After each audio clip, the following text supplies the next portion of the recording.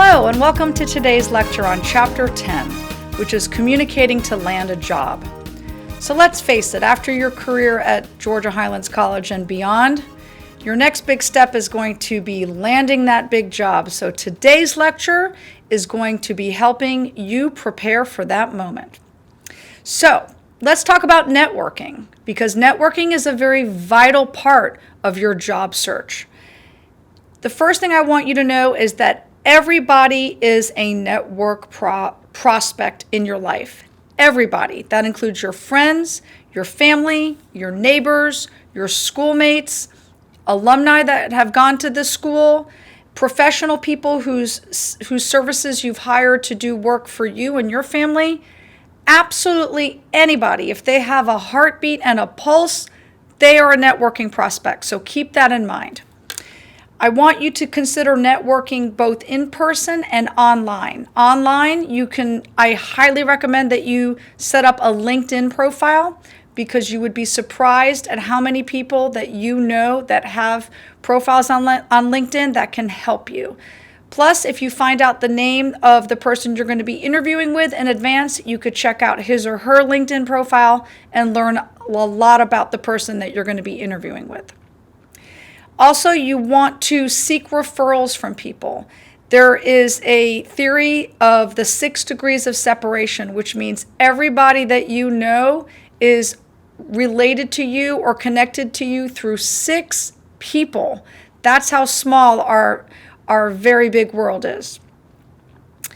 Also, you might want to consider conducting an informational interview, whether this is face-to-face, over the phone, or through video. This is very important to do because you can find out a lot of valuable information through an informational interview. This is where you're going to seek answers from sources whose knowledge could enhance your success in finding a job. The goals of an informational interview would be to conduct research to further understand a job, an organization, or a field. Also, to make a positive impression on the person that you're interviewing with. And lastly, to gain a referral from that person, because referrals are everything. Lastly, you want to show appreciation in your networking strategy. You want to write a thank you note. If your mama raised you right, you know the importance and the value of writing a handwritten thank you note. So next, we're going to discuss 5 ways to build a career-enhancing network, and you should start now. The first thing you could do is to take part in volunteering and service learning. I cannot say enough good things about volunteerism, whether it's with the Paulding County Animal Shelter or Big Brothers Big Sisters. Showing that you are a volunteer and that you give freely of your time is a very big asset to your resume. It's also vital that you attend lectures, forums, and networking events. You never know who you're going to meet at these events, and therefore it's a great way to build your network of people that can help you in your job search. You also want to keep up with local news, whether it be your newspaper or your TV news, 11 Alive, CBS News. You can learn so much about your community by reading the local newspaper and keeping up with news events.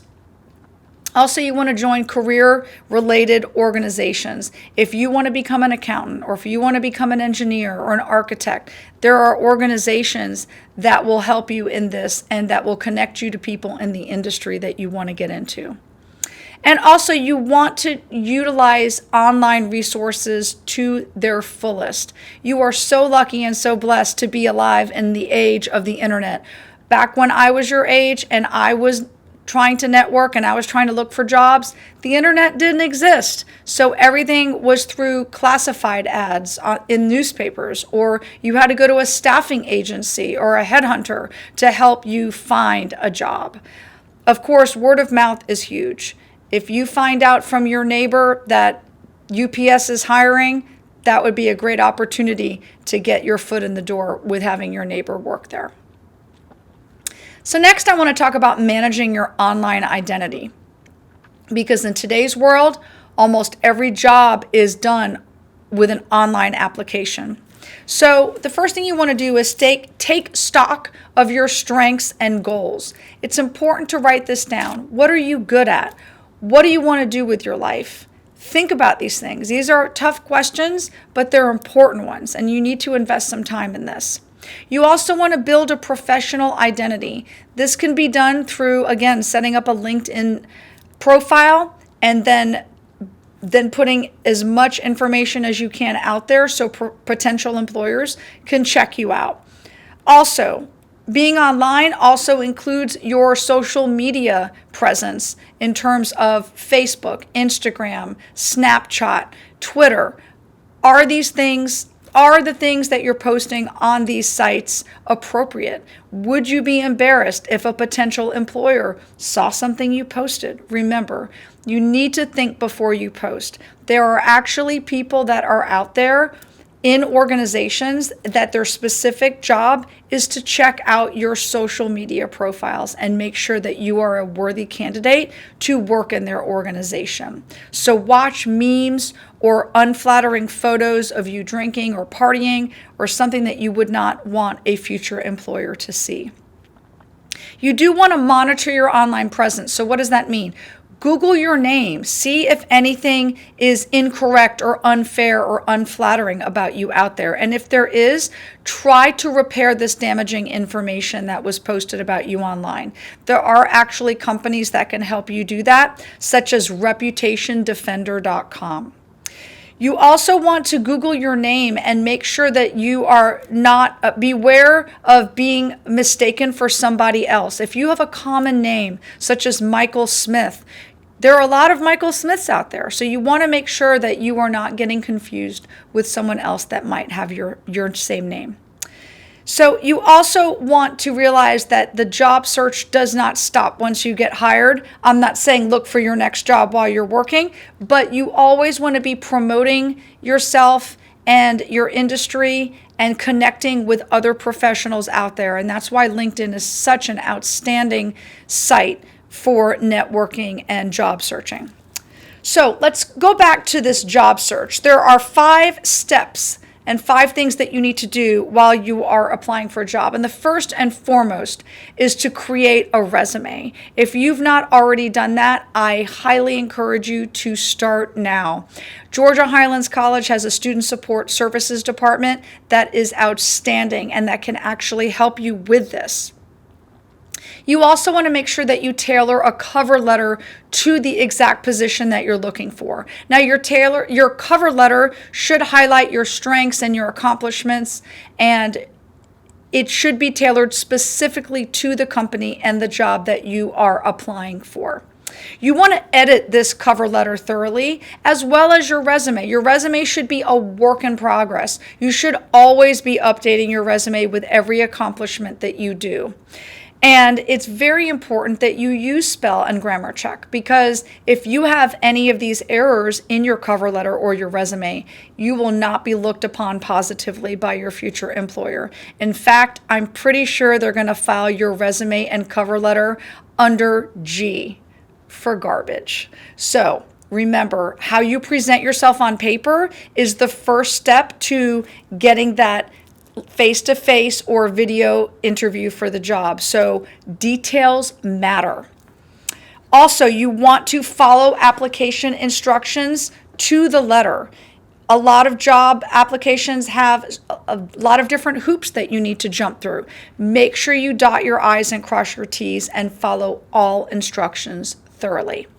And also, lastly, you want to keep an organized record of your communications and maybe create a spreadsheet in Excel that shows all the positions that you're going for and what the action steps that you've accomplished with those applications. So you can have a reference on something to look at to see where you stand on your job search in each of these opportunities. Super important, because it's really hard to remember it all up here. I found that if I have something written down and I can reference it, it's a lot more powerful that way. So, good news. You've been asked in for an interview. Now what? Oh my goodness, you have so much preparation to do. Let me tell you, the first thing that you need to do is do the research on the company you're going to be interviewing with. It shows that you're knowledgeable, it shows that you're prepared, and it shows that you care. If you can state something in the interview that you know about that company, the interviewer is going to be very impressed.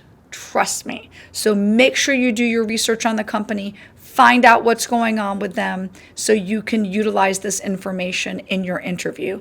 You also want to prepare for likely questions. Now, in our class, we're going to be having a mock interview with one of your classmates. So this will give you an excellent opportunity to practice and brush up on your interviewing skills. But there are likely questions that you are going to be asked in your job interview, such as, why do you want to work for us? What do you know about our company? Tell me a little bit about yourself. Where do you see yourself in 5 years? What are your strengths? And tell me about a difficult situation that you had at work with a customer and how did you resolve it? So remember, these questions are meant to be tough. They're meant to put you on your feet, and you're going to have to think on your feet. So what better way and what better time than to start now to prepare for that moment? So let's get started. Now, you do need to dress for success. You know how important dress is for me and for this class. You are what you look like, and you do not have a second chance to make that first impression. So you need to make sure that you are dressed for success. I always say, dress for the job that you want, not the job that you have. And you'd be surprised how many amazing pieces in my wardrobe have come from thrift stores and Goodwill and secondhand shops, consignment shops. You can achieve that look of success for very little. You just have to put some effort and some time into it. Now, it's important on your interview that you bring copies of your resume and your portfolio if you have them. And you want to know exactly when and where to go. This is super important. Make sure that you Google the address, you do a dry run, you figure out how much time it's going to take for you to get there because you don't want to be late to your interview. So I highly recommend doing a dry run and a practice run to the location of your interview. You also want to reframe your anxiety as enthusiasm. Look, nobody loves a job interview. It is one of the most stressful communication contexts and situations that you will go throughout in your life. So the best advice I can give you is to breathe and practice and channel that anxiety into enthusiasm because it will show. It will show if you're nervous, but if you can channel that into something positive, then it can very well tip the scales in your favor. So remember we talked about difficult questions and the fact that they are coming your way in a job interview? Well, one of the most surefire questions that you're going to be asked are, what is your weakness?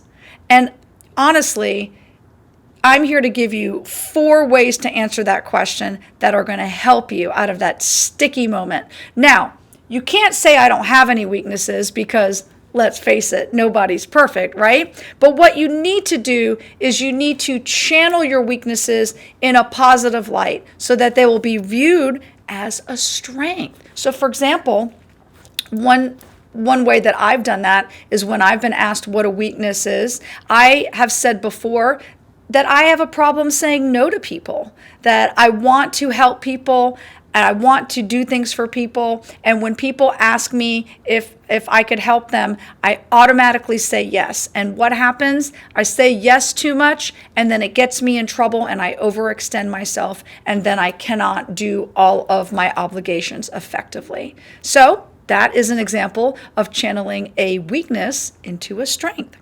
Also, you might want to discuss a weakness that is unrelated to the job itself, but then answer it or end your answer with a strength that is related to the job. Also, you can discuss a weakness that the interviewer already knows about you from your resume, your application, or the interview. Or you can talk about a weakness that you have been working to remedy. That's something that's in progress. Because remember, we are all a work in progress. We are all trying to better ourselves. And there's no shame in having a weakness. So next we're going to talk about 7 ways to create a presentation about yourself. Now, the first step is to be audience-centered. Now, we talked about the importance of your audience and that in any speech or presentation, it's all about your audience. So ask who will be present at your interview, who you're going to be meeting, who you're going to be presenting to.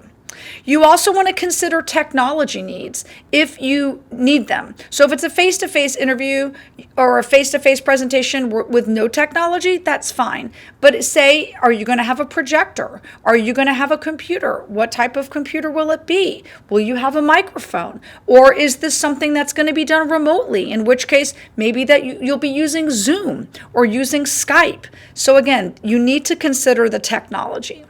You also want to craft a well-organized presentation. So you want an introduction, a body, and a conclusion, much like you would in a speech.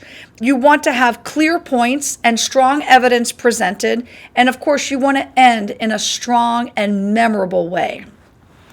You also want to focus on relevant accomplishments. You might have a list of accomplishments a mile long, but you won't have time to talk about all of them. So try and focus on the most relevant ones to the job itself. Also, if you have any visual aids, as you know, KISS, keep it simple, speaker. So don't overwhelm them with a lot of fluff. Just keep your visuals and keep everything as simple as possible. Also, you want to keep it brief. You want to ask how much time you have because, as you know, you don't ever want to run over on your time. And then, above all, you must practice. Practice, practice, practice until you just can't practice anymore. There is never such thing as practicing too much. Now, I do want to tell you that in some interviews, you may be asked a question or questions that are against the law.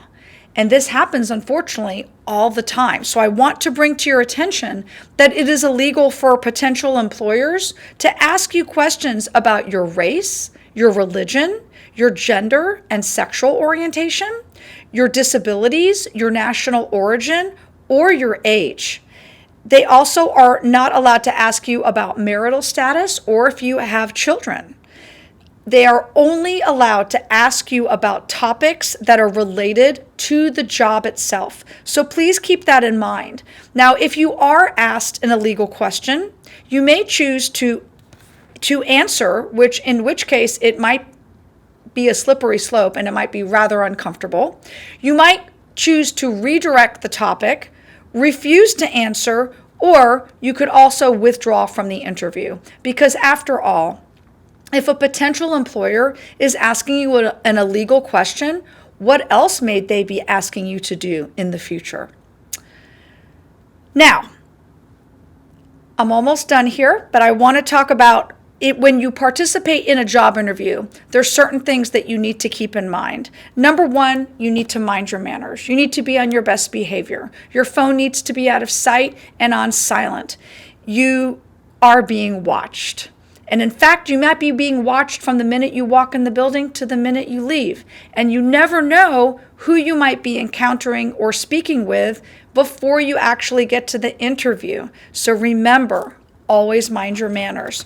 You want to follow the interviewer's lead. They're asking the questions. They should give you an opportunity to ask questions yourself, but otherwise, just follow the interviewer's lead. You also want to keep your answers short and sweet. Remember, KISS, keep it simple, speaker.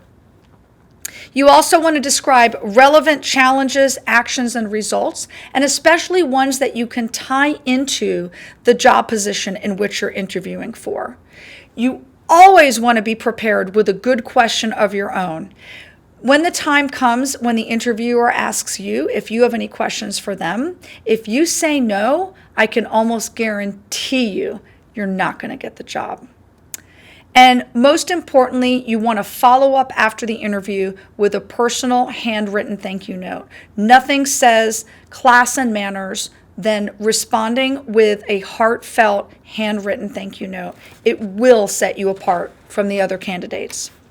Lastly, I just want to say that in this day and age, a lot of interviews are happening over the phone and via video. So there are certain things that you need to consider if this indeed will be your job interview situation. So you want to present a professional identity. You're going to get dressed the same way you would as if you were meeting these people in person. You also want to practice with your technology in advance. So say you're having a Zoom interview, then you want to practice speaking directly into the camera and smiling.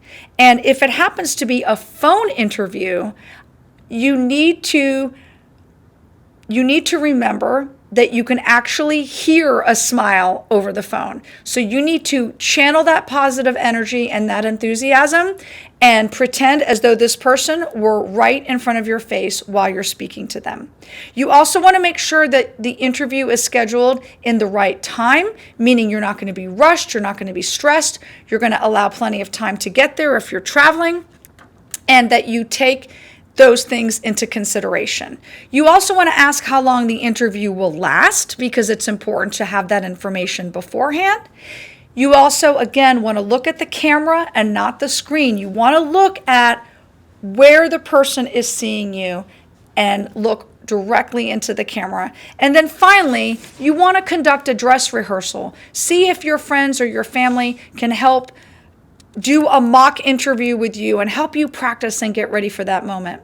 Now, today we've talked about the importance of communicating to land a job, and I know each and every one of you is going to be absolutely awesome in your interviews. All you have to do is dress up, do your research, be prepared, and put your best foot forward. And remember, you got this. Thanks for listening, and I'll see you at our next lecture.